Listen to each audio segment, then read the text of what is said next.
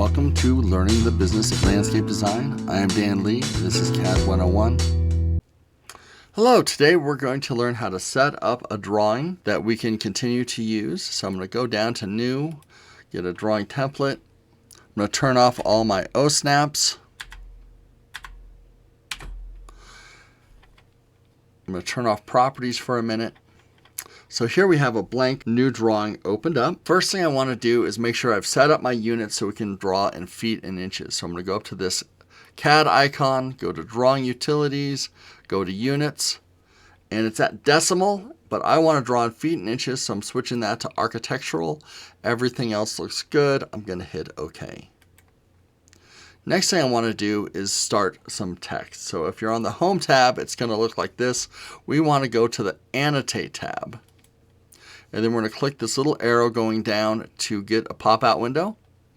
And that's going to show us what our text style is set up at currently. So our standard text style is Arial. If we want to do a new text style, we can say New. And then I'm just going to call it Dan Landscape. And I'm going to say OK. Then I'm going to click on this Dan Landscape, make sure that it's highlighted.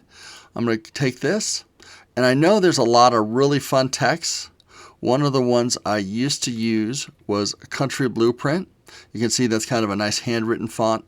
I really ran into problems with some of my older clients and people just not being able to read that. And so I've switched, unfortunately, down to Times New Roman. You can kind of feel that out with what you like to do and what your style is. This is what I found works for me. Then we're going to switch text height to 2 feet. I draw in 10 scale almost exclusively, and I found 2 feet is a really good readable text height for 10 scale. So I'm going to say OK or Apply, and then Close. And so now if I come over here, I can pull this down and I have Dan Landscape. So that is now going to be my text that I'm using all the time. There's 2 different types of text. There is single line text and then there's multi-line. Multi-line does kind of a paragraph style, and single line I find a lot more useful. So we're going to go ahead with single line text. When you look down at the command line, it'll tell you what your style is, what your text height is, and what your justification is. And left is appropriate for normal writing. So if we wanted to change any of those, we could click on those and change them. But it's also asking us to specify a start point. So I'm just going to click on the screen here. And then 0 is going to the right. We're perfect. We're not going up or down. So I'm going to hit Enter. And then it'll give us this super large cursor. I'm going to write the word plant list. And there we go. If yours has blown off the screen like mine has, remember my favorite command, Z, Enter, E, Enter. And now we can see plant list, and now I'm going to zoom out with my mouse. Move this over to the side a little bit. So I've written plant list. Next thing I want to do is draw a line at the bottom of this text. I'm going to use my F8, so I draw a straight line. I'm going to offset that 2 feet just so that you can see that it is 2 feet tall. Then I'm also going to draw a line 6 inches below. And remember, you can just type 6. It's going to default to inches. And so I've moved a line 6 inches down. Now let's look at our O-snaps real quick. We're going to turn them on. And then we're going to see what our settings are. We want insertion clicked right here. So make sure you have insertion clicked. That's what works with text. I'm going to copy this text. This time I'm going to take it from this top line down to the 3rd line I have drawn. So that's giving us a nice bit of space in between. To edit text in single line is really easy, and that's why I like it. We can just double click on it. It's going to turn blue. We can say common name. So that way we're going to have the common name of our plant. I'm going to go ahead and copy this. I'm making sure my F8 ortho is on. And I'm going to move it over a bit. And then I'm going to say botanic name. Oop, I already had name in there.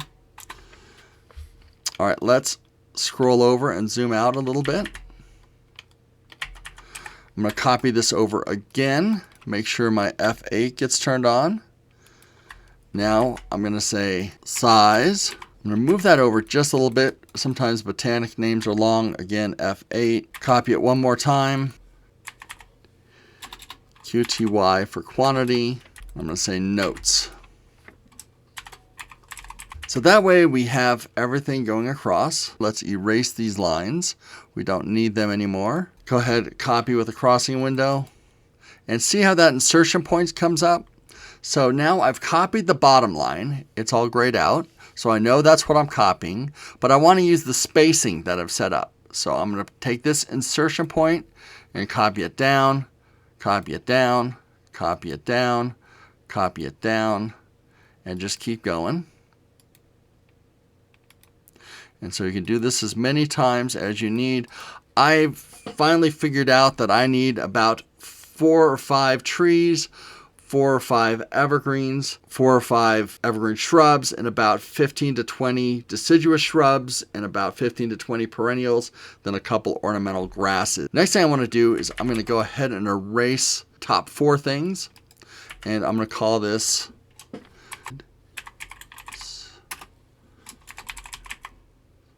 But that's good because we do have spell check, and so I can just click on this, right click, and deciduous trees. So those are all my deciduous trees. A lot of times I'll change this to oak, but basically you can go down and just have everything ready. It is so easy just to double click on things and call this oak.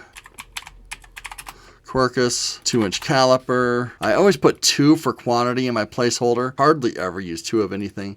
The notes can be notes. You can do that, and now I can actually, I'm going to draw a line at the bottom because I want a little bit more spacing before my next section.